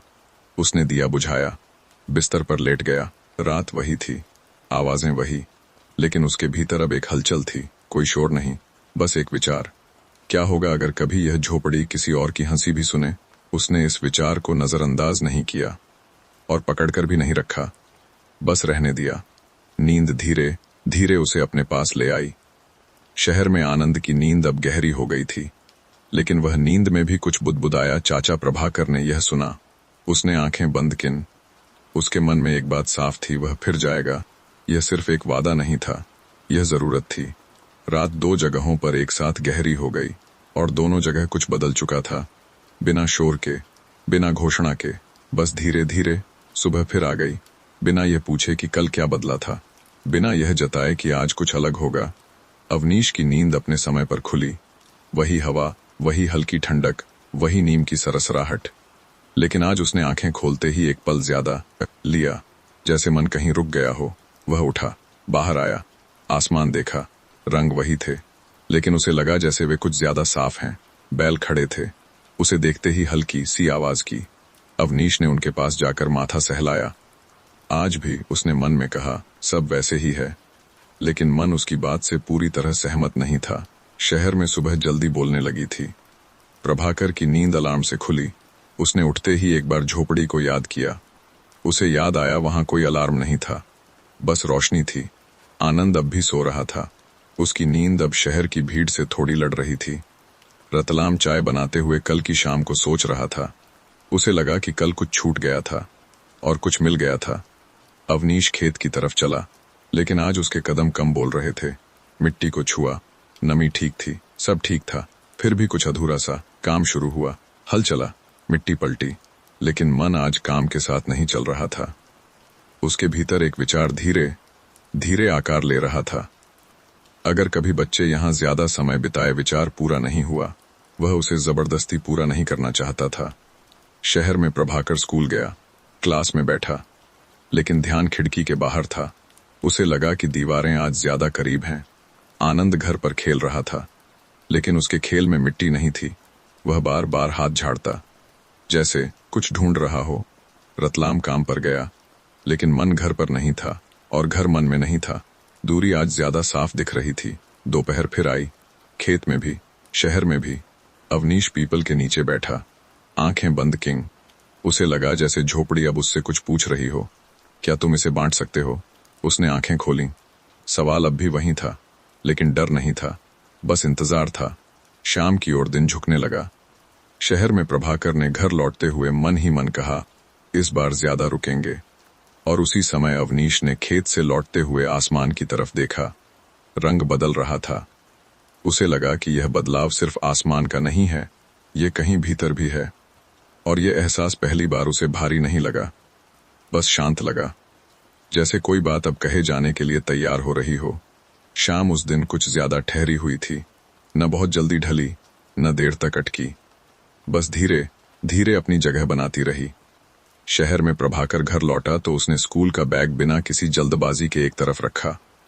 आनंद जमीन पर बैठा कुछ बना रहा था। कागज नहीं, खिलौना नहीं, बस हाथों से कुछ आकार देता हुआ। क्या बना रहे हो? प्रभाकर ने पूछा। आनंद ने सिर नहीं उठाया। झोपड़ी, उसने कहा। प्रभाकर कुछ पल उसे देखता रहा, फिर बैठ गया। रतलाम रसोई में था। चूल्हे की हल्की आवाज घर में फैल रही थी। प्रभाकर उठा। उसके कदम आज सीधे रसोई की तरफ नहीं गए। वह पहले खिड़की के पास रुका, बाहर देखा। शाम की रोशनी घरों की दीवारों पर फिसल रही थी। फिर उसने बहुत साधारण आवाज में कहा, बाबा हम फिर चाचा के यहाँ कुछ दिन रह सकते हैं। आवाज में कोई जिद नहीं थी, कोई डर भी नहीं, बस एक इच्छा। रतलाम ने चम्मच रोक दिया, पीछे मुड़कर देखा। क्यों? उसने पूछा। प्रभाकर ने थोड़ा सोचा, फिर कहा, वहां मन धीमा हो जाता है। रतलाम कुछ नहीं बोला। वह जानता था यह जवाब तैयार किया हुआ नहीं है। आनंद ने तभी सिर उठाया। मैं भी रहूंगा, उसने कहा। रतलाम मुस्कुराया, लेकिन वह मुस्कान हल्की सी सोच में डूबी हुई थी। उसी समय झोपड़ी में अवनीश दिया जला रहा था। दिन पूरा हो चुका था, काम भी, बैल शांत थे, नीम अपनी जगह पर था, लेकिन मन आज फिर कुछ ज्यादा बोल रहा था। वह बाहर बैठा, हवा को महसूस करता हुआ। उसे बच्चों की हंसी याद आई, उनके कदमों की आवाज, झोपड़ी की दीवारों पर उनकी परछाइयां। उसे लगा जैसे यह सब अभी भी यहाँ है। शहर में रतलाम ने चाय का कप उठाया, एक घूंट लिया, फिर धीमी आवाज में बोला, चाचा से पूछेंगे। प्रभाकर ने कुछ नहीं कहा, बस उसके भीतर एक हल्की सी राहत उतर गई। आनंद फिर से अपनी झोपड़ी बनाने में लग गया। रात धीरे धीरे दोनों जगह उतरने लगी। अवनीश ने आसमान देखा। आज तारे कुछ ज्यादा साफ थे। उसके मन में एक पंक्ति उभरी, अगर वे आए। उसने इस पंक्ति को पूरा नहीं किया। शहर में प्रभाकर सोते हुए मन ही मन सोच रहा था, इस बार खेतों में ज्यादा देर रहेंगे। झोपड़ी में अवनीश की नींद आज थोड़ी हल्की थी, लेकिन बेचैन नहीं, जैसे कोई दरवाजा धीरे धीरे खुलने वाला हो। और दोनों तरफ कोई नहीं जानता था कि यह छोटा सा विचार आगे चलकर कितनी चुपचाप जिंदगी की दिशा बदल देगा। बस इतना पता था, कुछ तय हो रहा है, बिना आवाज के, बिना घोषणा के, जैसे रात खुद फैसला कर लेती है कि कब सुबह लानी है। रात उस दिन थोड़ी लंबी लगी, शहर में भी और झोपड़ी में भी, जैसे समय खुद को थोड़ा खींच रहा हो। अवनीश झोपड़ी के बाहर नीम के नीचे बैठा था। दिया जल रहा था, लेकिन उसकी लौ आज ज्यादा स्थिर नहीं थी। हवा बार बार उसे छूकर निकल जाती। उसके हाथ घुटनों पर रखे थे। न कोई काम, न कोई जल्दी, बस सोच। शहर में रतलाम छत पर खड़ा था, आसमान देख रहा था। उसने भी दिया नहीं, बल्कि दूर की रोशनियां देखीं। उसे लगा कि दोनों जगहों के बीच आज दूरी कम है। फोन काफी देर तक खामोश पड़ा रहा। फिर रतलाम ने खुद ही उठाया, नंबर मिलाया। उधर झोपड़ी में फोन की हल्की सी आवाज गूंजी। अवनीश ने फोन देखा, नाम पढ़ा और उठा लिया। हाँ, उसने कहा। सोए नहीं? रतलाम की आवाज दूसरी तरफ से आई। नहीं, अवनीश ने कहा, हवा अच्छी है। कुछ पल दोनों चुप रहे। फोन के उस पार कोई आवाज नहीं थी, लेकिन बहुत कुछ था। बच्चों को अच्छा लगा था, रतलाम ने कहा। अवनीश ने कुछ नहीं कहा, लेकिन उसके चेहरे पर हल्की मुस्कान आ गई। वे कह रहे थे, रतलाम ने आगे कहा, कि फिर आना चाहते हैं। अवनीश ने दिए की तरफ देखा, फिर नीम की तरफ। आ सकते हैं, उसने कहा। बहुत साधारण, कुछ दिन, रतलाम ने जोड़ा। जितने दिन मन चाहे, अवनीश ने कहा। इस वाक्य में कोई बड़ा ऐलान नहीं था, कोई त्याग नहीं, बस जगह थी। फोन के उस पार रतलाम की सांस थोड़ी गहरी हो गई। तुम्हें अकेला तो नहीं लगेगा? उसने पूछा। अवनीश ने थोड़ा सोचा, फिर कहा, अकेलापन आदमी से पूछकर नहीं आता। रतलाम यह बात समझ गया। फोन कट गया। शहर में रतलाम अंदर आया। बच्चे सो रहे थे। प्रभाकर की नींद हल्की थी। उसने आंखें खोलीं। बाबा, उसने कहा। हाँ, रतलाम ने कहा, तैयारी कर लो। प्रभाकर कुछ नहीं बोला, बस आंखें बंद कर लीं। लेकिन नींद अब और गहरी थी। झोपड़ी में अवनीश ने फोन रखा, दिया बुझाया, बिस्तर पर लेटा। आज नींद आने से पहले उसके भीतर कोई सवाल नहीं था, बस एक खालीपन था जो डरावना नहीं था। जैसे किसी कमरे में खिड़की खुल जाए और हवा अंदर आ जाए। रात धीरे धीरे सबको अपने में समेटने लगी। और इस बार यह रात किसी एक की नहीं थी, यह आने वाली सुबह की भूमिका थी। बिना शोर के, बिना जल्दी के, बस ठहर कर। सुबह इस बार शहर में थोड़ी अलग थी।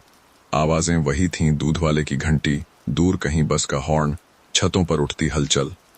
लेकिन रतलाम के घर में एक हल्की सी तैयारी की गंध थी। ऐसी नहीं जो जल्दबाजी करे, बस ऐसी जो बताती है कि कहीं जाना है। प्रभाकर सबसे पहले उठा। आज अलार्म की जरूरत नहीं पड़ी। उसने खिड़की खोली। हवा भीतर आई। उसे लगा जैसे यह हवा कल की झोपड़ी से कुछ साथ लाई हो। आनंद अब भी सो रहा था। उसकी सांसें गहरी थीं। चेहरे पर वही शांति जो शहर में कम दिखती है। प्रभाकर ने धीरे से उसे हिलाया। उठो, उसने कहा, हम जा रहे हैं। आनंद ने आंखें खोलीं। एक पल को कुछ नहीं समझा, फिर उसके चेहरे पर मुस्कान फैल गई। चाचा के पास, उसने पूछा। प्रभाकर ने सिर हिलाया। आनंद बिना कुछ कहे उठ बैठा। नींद जैसे खुद ही कहीं पीछे छूट गई। रतलाम रसोई में था। चाय बन रही थी। उसकी खुशबू घर में फैल गई। ज्यादा सामान नहीं, उसने कहा, बस जरूरी। ये बात उसने बच्चों से कम खुद से ज्यादा कही। थोड़े कपड़े, एक जोड़ी जूते, आनंद का छोटा बैग जिसमें उसने अपना खिलौना भी डाल दिया। प्रभाकर ने कमरा देखा, जैसे उसे थोड़ी देर के लिए अलविदा कह रहा हो। शहर से निकलते समय सड़कें अब पूरी तरह जाग चुकी थीं। गाड़ियां, लोग, दुकानें, लेकिन उनकी गाड़ी धीरे चल रही थी, जैसे रफ्तार अपने आप कम हो रही हो। झोपड़ी में अवनीश की सुबह भी अपने समय पर खुली। उसने आंखें खोलीं, बाहर देखा। हवा आज कुछ अलग लग रही थी, या शायद वह खुद अलग था। उसने बैलों को देखा, फिर झोपड़ी को। आज उसने जल्दी काम शुरू नहीं किया, बस थोड़ी देर नीम के नीचे बैठा रहा। दूर से एक आवाज आई, पहले हल्की, फिर साफ, पहियों की। अवनीश ने सिर उठाया। रास्ते पर गाड़ी दिखने लगी। उसका दिल बिना वजह थोड़ा तेज हो गया। गाड़ी पास आई। रतलाम उतरा, फिर प्रभाकर, फिर आनंद। आनंद दौड़कर सीधे चाचा से लिपट गया। अवनीश कुछ पल हिल नहीं पाया, फिर उसने हाथ उठाकर उसे थाम लिया। प्रभाकर पास खड़ा था। उसकी आंखों में वही जिज्ञासा, वही शांति आ गए। रतलाम ने कहा। अवनीश ने सिर हिलाया। आ गए। झोपड़ी फिर से जी उठी। दीवारों ने आवाजें सुनी। नीम ने कदमों की आहट। कोई औपचारिकता नहीं थी, कोई योजना नहीं थी, बस आना था, और आ गए। अवनीश ने अंदर का दरवाजा खोला। रुको मत, उसने कहा। यह सिर्फ शब्द नहीं थे, ये एक जगह का न्योता था। दिन धीरे धीरे फैलने लगा, और उसी फैलाव में एक नई दिनचर्या जन्म ले रही थी। बिना घोषणा के, बिना शोर के, बस जैसे सुबह अपने आप हो जाती है। दोपहर इस बार अकेली नहीं आई। झोपड़ी के आसपास अब सिर्फ हवा नहीं थी, कदमों की आवाज थी, हंसी थी और बहुत हल्की सी अव्यवस्था भी। अवनीश ने खेत की तरफ देखा। सूरज ऊपर चढ़ चुका था, लेकिन आज उसके कदम उधर जाने को जल्दी में नहीं थे। आनंद नीम के नीचे बैठा पत्थरों से कुछ बना रहा था। कभी एक पत्थर उठाता, कभी उसे दूसरी जगह रख देता। यह क्या है? अवनीश ने पूछा। आनंद ने गंभीर होकर कहा, यह घर है। अवनीश मुस्कुराया। उसने कुछ नहीं कहा। प्रभाकर झोपड़ी के अंदर दीवारों को देख रहा था। मिट्टी की दरारें, छत की घास और कोने में रखा एक पुराना लोटा। उसे यह सब नया नहीं लग रहा था, बस अपना सा। रतलाम बाहर बैठा था। उसने गमछा फैलाकर पसीना पोंछा।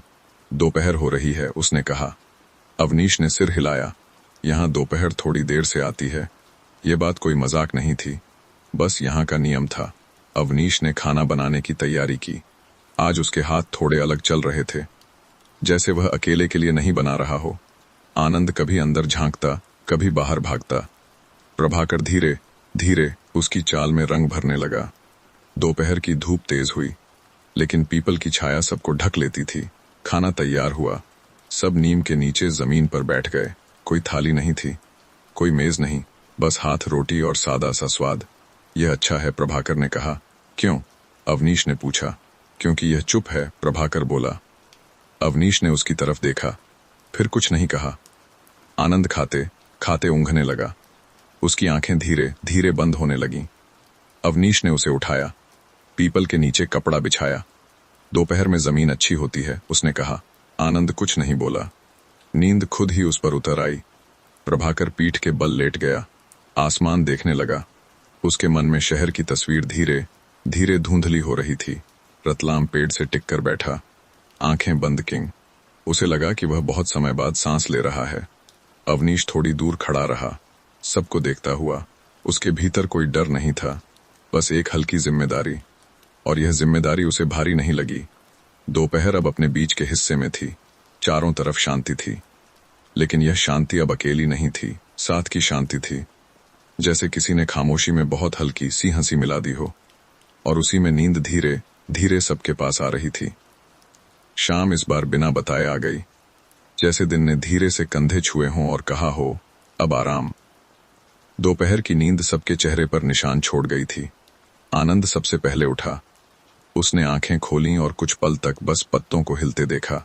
फिर उसने बहुत धीरे से कहा, हवा चल रही है। अवनीश पास ही बैठा था। उसने सिर हिलाया।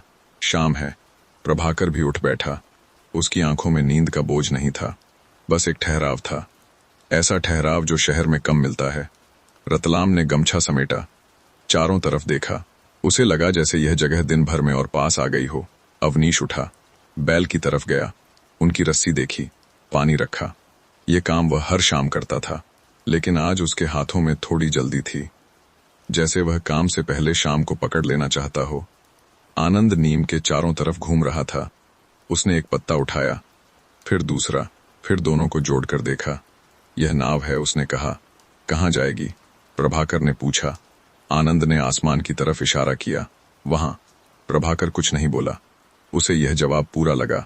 शाम का रंग अब बदलने लगा था। नीला धीरे धीरे गुलाबी में घुल रहा। अवनीश ने दिया निकाला। आज वह दिया अंदर नहीं बाहर जला रहा था। नीम के नीचे रोशनी फैल गई, छोटी सी, लेकिन काफी। ये रोज जलाते हो? प्रभाकर ने पूछा। हाँ, अवनीश ने कहा, रात को रास्ता याद दिलाने के लिए। किसे? प्रभाकर ने पूछा। अवनीश ने थोड़ा सोचा, फिर कहा, खुद को। यह बात प्रभाकर के मन में कहीं टिक गई। रतलाम ने झोपड़ी की दीवार को हाथ लगाया। मिट्टी अब ठंडी हो रही थी। यह जगह शाम को ज्यादा बोलती है, उसने कहा। अवनीश ने उसकी तरफ देखा। दिन में काम, शाम में बातें। आनंद अब थकने लगा था। उसकी चाल धीमी हो गई। अवनीश ने उसे पास बुलाया, घुटनों पर बिठा लिया। आनंद ने सिर उसके सीने से टिका दिया। यह पल कोई नया नहीं था, लेकिन अवनीश के लिए यह अनजाना था, और फिर भी स्वाभाविक। प्रभाकर यह सब देख रहा था, बिना सवाल के। उसे लगा कि झोपड़ी अब सिर्फ मिट्टी और घास नहीं है, यह शामों को संभालने लगी है। रतलाम ने आसमान देखा। पहला तारा नजर आया। कल क्या करेंगे? आनंद ने नींद में ही पूछा। अवनीश ने उसके बाल सहलाए। कल भी धीरे चलेंगे। आनंद मुस्कुराया और चुप हो गया। शाम अब पूरी तरह रात में बदल रही थी। झोपड़ी के बाहर दिए की रोशनी और भीतर सांसों की आवाज। अवनीश ने एक पल को सोचा यह उसकी पुरानी शाम नहीं है, और फिर यह सोच उसे भारी नहीं लगी, बस थोड़ी और पूरी लगी, जैसे किसी खाली जगह में अब हवा बसने लगी हो। रात इस बार झोपड़ी में कुछ अलग तरह से उतरी। अंधेरा वही था, हवा वही, नीम की सरसराहट भी वही, लेकिन भीतर अब सिर्फ एक सांस नहीं थी। अवनीश ने दिया बुझाया। रोशनी गई, लेकिन जगह अंधेरी नहीं हुई, क्योंकि अब यहाँ कई सांसें थीं। आनंद बहुत जल्दी सो गया। दिन भर की मिट्टी, हवा और चलने की थकान उस पर भारी पड़ गई थी। उसकी नींद बेफिक्र थी, जैसे जमीन पर सोता बच्चा कभी नहीं डरता। प्रभाकर अब भी जाग रहा था। वह करवट लेकर छत को देख रहा था। छत की घास उसे किसी पुराने नक्शे जैसी लगी, जिसे पढ़ना नहीं आता पर देखना अच्छा लगता है। उसके कानों में नीम की आवाज धीरे धीरे घर कर रही थी। शहर की रातों में उसके कान आवाजों से थक जाते थे, यहाँ आवाजें थकाती नहीं थीं। रतलाम नीम के नीचे थोड़ी देर बैठा रहा, फिर अंदर आकर चुपचाप लेट गया। उसकी आंखें बंद थीं, लेकिन मन खुला था। उसे लगा कि उसने बच्चों को एक सही जगह लाया है। अवनीश सबसे आखिर में लेटा।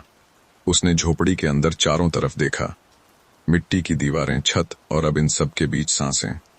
उसे याद आया कि उसने कभी इस झोपड़ी को घर नहीं कहा था, ये बस रहने की जगह थी। आज यह शब्द बदल रहा था, धीरे धीरे।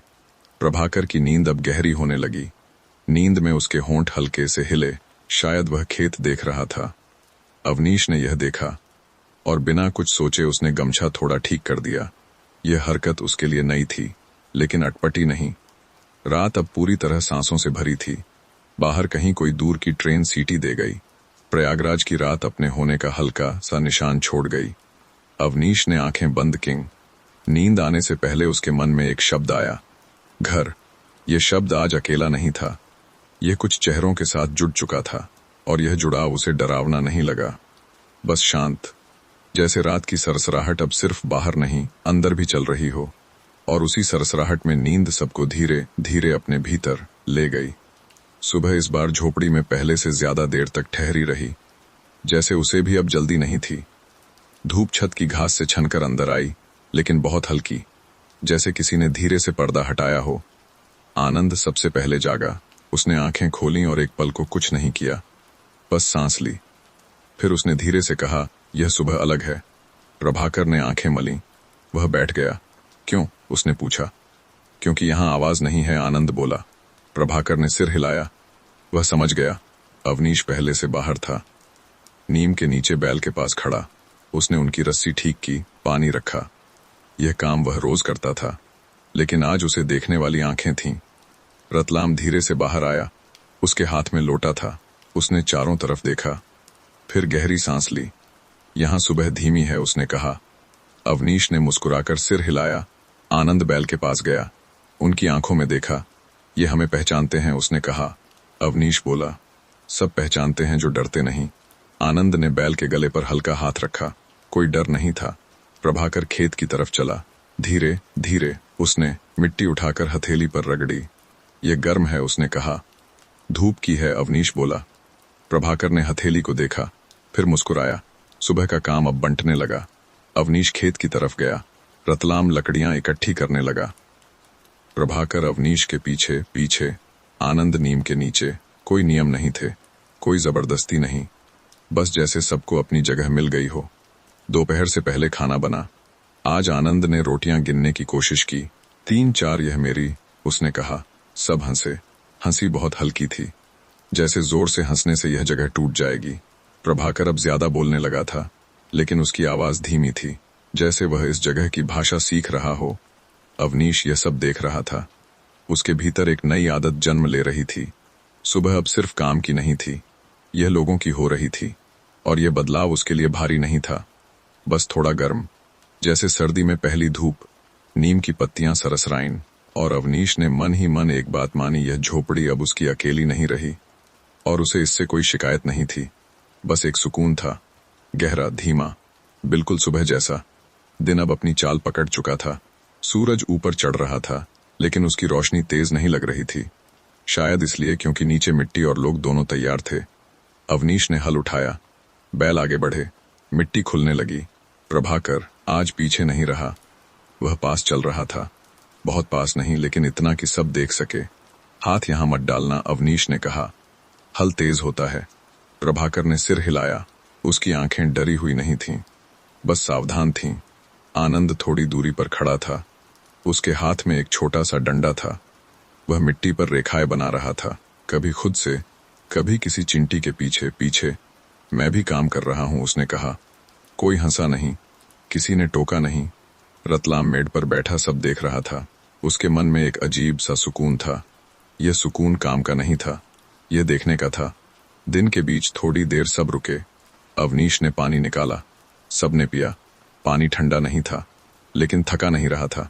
प्रभाकर ने पूछा, आप रोज इतना काम करते हो? हाँ, अवनीश ने कहा। और बोर नहीं होते? अवनीश ने हल को देखा, फिर खेत को, फिर आसमान को। जो काम जमीन से जुड़ा हो वह बोर नहीं करता, उसने कहा। प्रभाकर यह बात अपने भीतर रख ले गया। आनंद अब मिट्टी में पूरी तरह उतर चुका था। उसके पैर भूरे हो गए थे, हाथ भी। उसने अपने पैरों को देखा, फिर खुश होकर कहा, मैं भी खेत हूं। अवनीश मुस्कुराया। दोपहर फिर धीरे से आ पहुंची। काम रुका, छाया खोजी गई। पीपल के नीचे सब बैठ गए। आनंद अब थक गया था। उसका सिर रतलाम की गोद में टिक गया। प्रभाकर आसमान देख रहा था। उसे लग रहा था कि उसका मन अब उतना तेज नहीं दौड़ रहा, जैसे किसी ने उसके भीतर शोर कम कर दिया हो। अवनीश थोड़ी दूरी पर बैठा था। उसके भीतर एक नई समझ उभर रही थी। जिम्मेदारी सिर्फ किसी का पेट भरना नहीं होती, कभी कभी किसी को धीरे चलना सिखाना भी जिम्मेदारी होती है। और यह उसे डरावना नहीं लग रहा था, बस सही लग रहा था। दोपहर की हवा पेड़ों से टकराकर नीचे आ रही थी। पत्तियां हिलीं, छाया डगमगाई, और उस डगमगाहट में एक नई लय जन्म ले रही थी। काम की, साथ की, और उस जीवन की जो अब अवनीश का अकेले का नहीं था। दिन धीरे धीरे आगे बढ़ रहा था, और कोई जल्दी में नहीं था। दिन का तीसरा पहर अब अपने असर दिखाने लगा था। सूरज अभी ऊपर था, लेकिन उसकी धार नरम हो चुकी थी। काम की थकान अब शरीर में धीरे धीरे उतर रही थी। प्रभाकर पहली बार इस तरह थका था। यह थकान किताबों से नहीं आई थी, यह आंखों से, हाथों से और जमीन के पास चलने से आई थी। वह पीपल के नीचे बैठा रहा, घुटनों पर हाथ रखे। सांस थोड़ी तेज थी। ठीक हो? अवनीश ने पूछा। प्रभाकर ने सिर हिलाया। हाँ, अच्छी थकान है। अवनीश ने यह शब्द सुना और कुछ नहीं कहा। आनंद थकान को पहचानता ही नहीं था। उसके लिए थकना भी खेल का हिस्सा था। वह मिट्टी से अपने हाथ साफ कर रहा था, फिर दोबारा मिट्टी में डाल देता। क्यों बार बार? रतलाम ने पूछा। क्योंकि मिट्टी हट जाती है, आनंद बोला, लेकिन फिर आ जाती है। यह जवाब किसी किताब में नहीं लिखा था। दोपहर ढलने लगी, हवा में हल्की ठंडक घुलने लगी। काम अब खुद ही रुक गया। अवनीश ने बैल खोल दिए। उनकी आंखों में थकान थी, लेकिन शिकायत नहीं। प्रभाकर उन्हें देखता रहा। उसे लगा कि थकान अगर बांटी जाए तो बोझ नहीं बनती। शाम की तरफ दिन झुकने लगा। शहर की याद आज प्रभाकर के भीतर कमजोर थी। उसे होमवर्क की चिंता नहीं थी, घड़ी की नहीं, कल की नहीं, बस ये पल था। आनंद नीम के नीचे लेट गया। उसने आंखें बंद कर लीं। मैं थोड़ी देर मिट्टी बन रहा हूं, उसने कहा। कोई हंसा नहीं, सब समझ गए। रतलाम पेड़ से टिककर खड़ा रहा। उसने अपने हाथ देखे। इन हाथों ने आज कुछ और छुआ था। अवनीश झोपड़ी की तरफ चल पड़ा।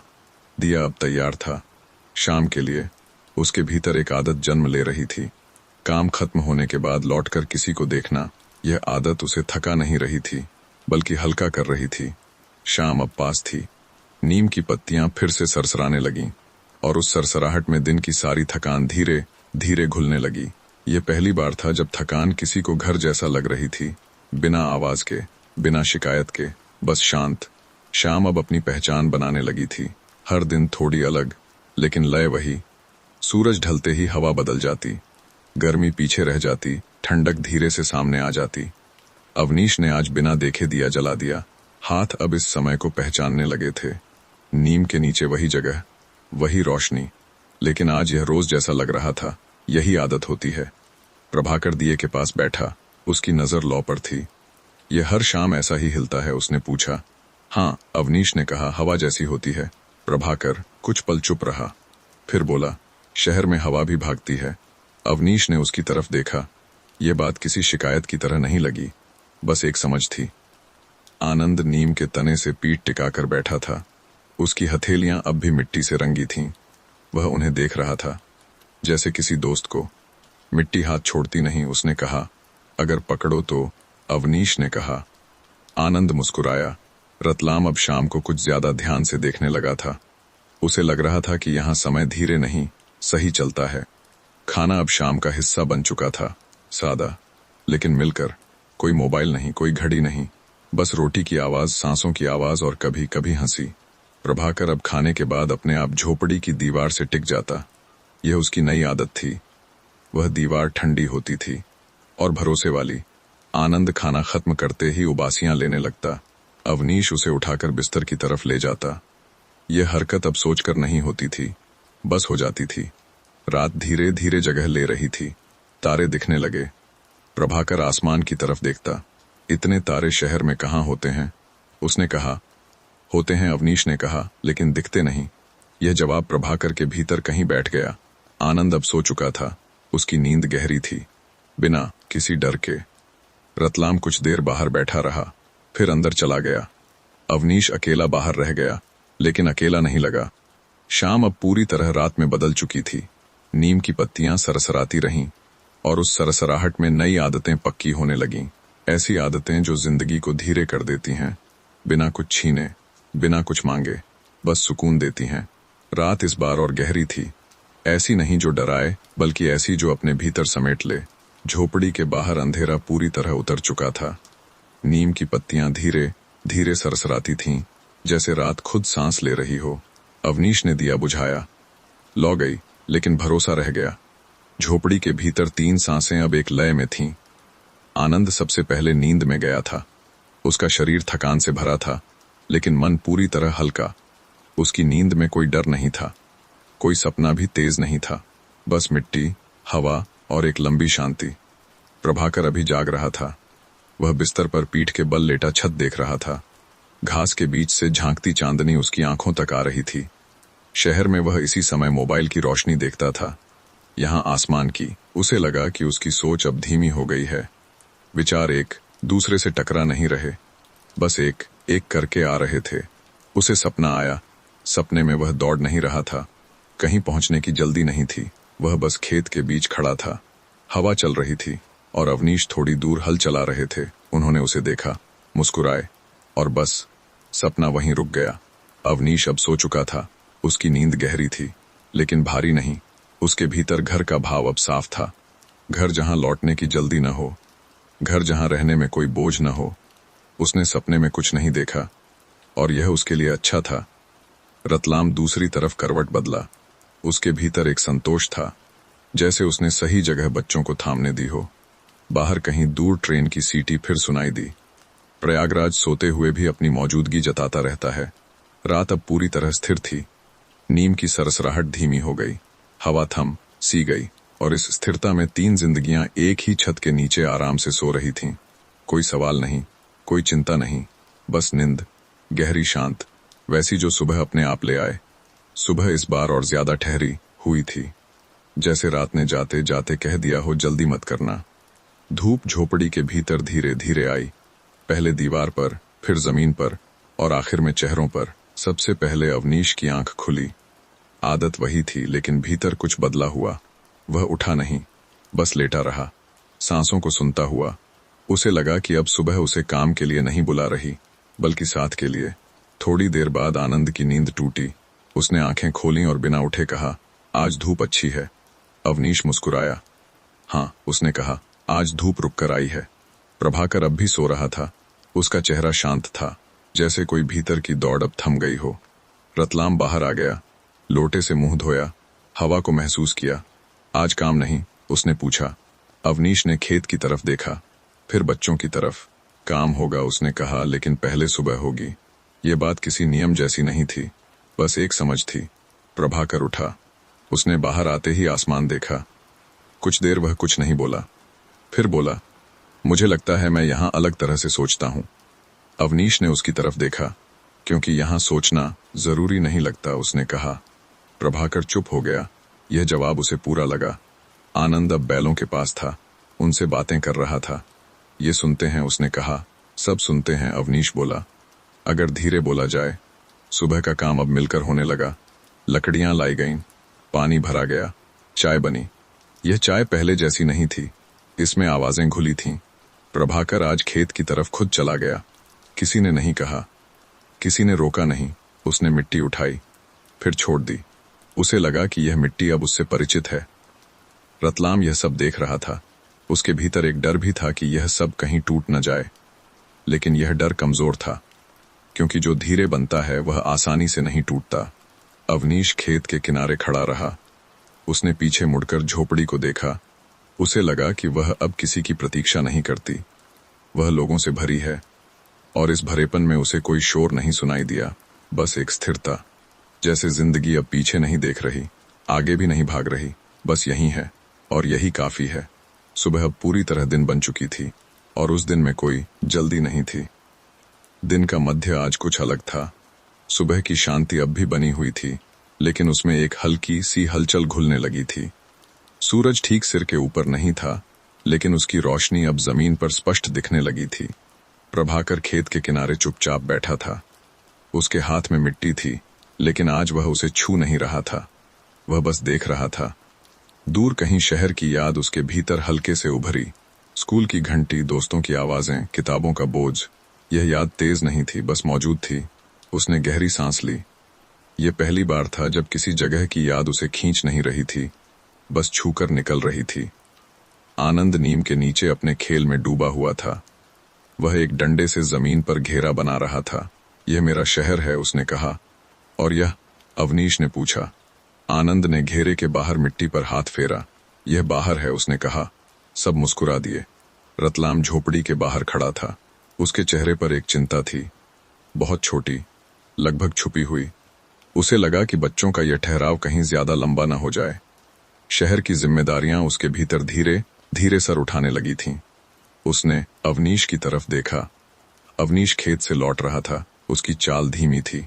कभी कभी रतलाम ने कहा, ज्यादा रुकना भी मुश्किल हो जाता है। अवनीश रुक गया। उसने यह बात ध्यान से सुनी। हाँ, उसने कहा, लेकिन रुकना सीख लिया जाए तो जाना भी आसान हो जाता है। रतलाम चुप हो गया। यह जवाब उसके सवाल को खारिज नहीं कर रहा था, बस उसे थाम रहा था। प्रभाकर यह बातचीत दूर से सुन रहा था। उसे लगा कि बड़े लोग भी कभी कभी उसी तरह सोचते हैं जैसे बच्चे, बस धीरे। दोपहर फिर से अपनी जगह पर आ गई। पीपल की छाया सबको एक साथ ढकने लगी। आनंद अब ऊँघ रहा था। उसका सिर अवनीश की जांघ पर आ टिक गया। अवनीश हिला नहीं। उसने उस पल को बदला नहीं। यह पल उसे कुछ सिखा रहा था कि जिंदगी में सब कुछ पूरा होना जरूरी नहीं, कभी कभी बस होना ही काफी होता है। प्रभाकर आसमान देख रहा था। उसने मन ही मन सोचा, अगर कभी उसे वापस जाना पड़ा तो यह जगह उसके भीतर रहेगी। रतलाम यह सब देख रहा था। उसके भीतर एक स्वीकार धीरे धीरे जन्म ले रहा था कि अवनीश सिर्फ अकेला आदमी नहीं है, वह एक जगह है। और यह बात अवनीश भी अब महसूस कर रहा था। शाम अभी दूर थी, लेकिन दिन अब उतना भारी नहीं था। अवनीश ने अपने भीतर पहली बार पूरी तरह खुद को स्वीकार किया, बिना किसी कमी के, बिना किसी अफसोस के। वह जैसा है यही काफी है।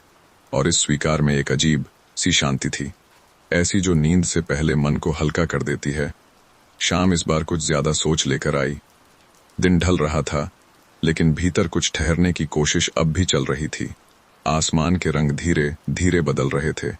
नीला पीछे हट रहा था और हल्का केसरिया अपनी जगह बना रहा था। अवनीश दिया लेकर नीम के नीचे आ गया। लौ जली। हवा ने उसे छुआ। वह कांपी, फिर स्थिर हो गई। प्रभाकर पास बैठा था। उसके हाथ घुटनों पर टिके थे। आंखें लौ पर नहीं, दूर पर थीं। चाचा, उसने कहा, अगर हम फिर शहर चले जाए तो क्या यह जगह खाली हो जाएगी? अवनीश ने दिए की लौ को देखा, फिर आसमान को, फिर प्रभाकर को। जगह खाली नहीं होती, उसने कहा, बस चुप हो जाती है। प्रभाकर इस बात को समझने की कोशिश नहीं कर रहा था। वह बस इसे अपने भीतर बैठने दे रहा था। आनंद दिए के चारों तरफ घूम रहा था। उसकी परछाई जमीन पर लंबी हो रही थी। मैं इसे याद रखूंगा, उसने कहा। किसे? रतलाम ने पूछा। सब कुछ, आनंद बोला। मिट्टी, पेड़ और चाचा। रतलाम कुछ पल चुप रहा। उसके भीतर एक फैसला धीरे धीरे स्पष्ट होने लगा। कोई बड़ा फैसला नहीं, बस एक संतुलन। वह समझ रहा था कि बच्चों को शहर भी चाहिए और यह जगह भी। उसने अवनीश की तरफ देखा। हम हर बार लंबे समय के लिए नहीं आ पाएंगे, उसने कहा। अवनीश ने सिर हिलाया। आना लंबा नहीं होता, उसने कहा। सच होना लंबा होता है। रतलाम मुस्कुराया। यह जवाब उसे डराने वाला नहीं लगा, बस साफ लगा। शाम अब गहराने लगी। आनंद थकने लगा था। उसकी आवाज धीमी पड़ गई। अवनीश ने उसे गोद में उठा लिया। बिना सोचे। यह हरकत अब नई नहीं रही थी। प्रभाकर झोपड़ी की दीवार से टिक गया। उसे लगा कि अब उसके भीतर दो जगहें हैं और दोनों एक दूसरे से लड़ नहीं रही हैं। रतलाम आसमान देख रहा था। पहला तारा दिख चुका था। कल, उसने कहा, शायद हमें लौटना पड़े। यह वाक्य भारी नहीं था, बस सच था। अवनीश ने कुछ नहीं कहा। उसने दिए की लौ थोड़ी नीचे की। कल भी शाम होगी, उसने कहा, और यह कहना काफी था। रात धीरे धीरे पास आ रही थी। नीम की पत्तियां फिर से सरसराने लगीं और उस सरसराहट में कहानी अब अपने अंतिम मोड़ की तरफ शांत कदमों से बढ़ रही थी। कोई विदाई नहीं, कोई घोषणा नहीं, बस यह समझ कि कुछ चीजें पास रहकर नहीं, जुड़कर रहती हैं, और यह जुड़ाव अब टूटने वाला नहीं था। रात इस बार कुछ ज्यादा देर तक ठहरी, जैसे उसे पता हो कि यह आखिरी रात है जब सब एक ही छत के नीचे सोएंगे। अवनीश ने दिया बुझाया नहीं, बस उसकी लौ थोड़ी धीमी कर दी। झोपड़ी के भीतर अंधेरा नहीं था, बस रोशनी कम थी। आनंद पहले ही सो चुका था। दिन भर की मिट्टी, हवा और खेल उसके भीतर गहरी नींद बन गए थे। उसका हाथ बिस्तर के किनारे लटक रहा था। उंगलियों पर अब भी मिट्टी की हल्की सी रेखाएं थीं। प्रभाकर अभी जाग रहा था। वह करवट लेकर झोपड़ी की दीवार देख रहा था। मिट्टी की दीवार अब उसे किसी किताब के पन्ने जैसी लगी, बिना लिखे लेकिन पढ़ी जा सकने वाली। उसके भीतर एक शांत उदासी थी। कोई रोना नहीं, कोई डर नहीं, बस ये एहसास कि सुबह कुछ बदलेगा। उसने धीरे से कहा, चाचा। अवनीश ने आंखें खोलीं। हाँ, आप हमसे नाराज तो नहीं होंगे? अवनीश थोड़ा मुस्कुराया। अंधेरे में वह मुस्कान देखी नहीं गई, लेकिन महसूस हुई। नाराजगी आवाज करती है, उसने कहा। यह रात बहुत चुप है। प्रभाकर चुप हो गया। उसकी आंखें अब अपने आप बंद होने लगीं। रतलाम बाहर नीम के नीचे कुछ देर बैठा रहा। हवा उसके चेहरे से टकरा रही थी। उसे लगा कि यह हवा कुछ कह रही है, रुकने के लिए नहीं, याद रखने के लिए। वह अंदर आया, चुपचाप लेट गया। उसकी आंखें खुली थीं, लेकिन वह छत नहीं देख रहा था। वह अपने बच्चों के चेहरों को अंधेरे में भी देख पा रहा था। उसे लगा कि उसने उन्हें एक ऐसी जगह दी है जो वे हमेशा अपने साथ रख पाएंगे। अवनीश अब जागा हुआ था। उसके भीतर कोई खालीपन नहीं था, कोई डर नहीं था, बस एक गहराई थी, जैसे कुएं के भीतर शांत पानी। उसे याद आया कि कभी रातें उसे अकेला महसूस कराती थीं। आज यह रात उसे थाम रही थी। उसने आनंद की तरफ देखा, फिर प्रभाकर की तरफ। उसने मन ही मन कुछ नहीं मांगा, बस धन्यवाद कहा। रात अब और गहरी हो गई। नीम की सरसराहट बहुत हल्की हो गई, जैसे पेड़ भी सो गया हो। प्रयागराज दूर कहीं धीमी आवाज में सांस ले रहा था, और इसी सांस के साथ झोपड़ी के भीतर सबकी नींद एक जैसी हो गई, गहरी, साफ, बिना किसी बोझ के। यह अवनीश की सबसे गहरी नींद थी। ऐसी नींद जो जानती है कि सुबह कुछ जाएगा, लेकिन कुछ हमेशा रह जाएगा। और यह जानना नींद को और भी सुकून भरा बना देता है। सुबह इस बार बिल्कुल चुपचाप आई। न कोई जल्दी, न कोई आवाज, बस रोशनी धीरे धीरे झोपड़ी की दीवारों पर फैल गई। अवनीश की आंख अपने समय पर खुली, लेकिन आज उसने उठने में थोड़ा वक्त लिया। वह जानता था आज की सुबह अलग है। आनंद नींद में ही करवट बदल रहा था। उसकी सांसें अब भी गहरी थीं। प्रभाकर पहले ही जाग चुका था। वह चुपचाप बाहर आ गया। नीम के नीचे खड़ा होकर उसने आसमान देखा। सुबह की हवा आज थोड़ी ठंडी थी, या शायद विदाई की वजह से ऐसी लग रही थी। रतलाम भी उठ गया था। वह झोपड़ी के बाहर खड़ा था, हाथ में लोटा लिए। उसने अवनीश की तरफ देखा। दोनों की नजरें मिलीं। कोई बात नहीं हुई, जरूरत नहीं थी। अवनीश आनंद को जगाने गया। बहुत धीरे, उठो, उसने कहा। सुबह हो गई है। आनंद ने आंखें खोलीं। एक पल को कुछ नहीं कहा। फिर उसने चारों तरफ देखा। हम जा रहे हैं, उसने पूछा। अवनीश ने सिर हिलाया।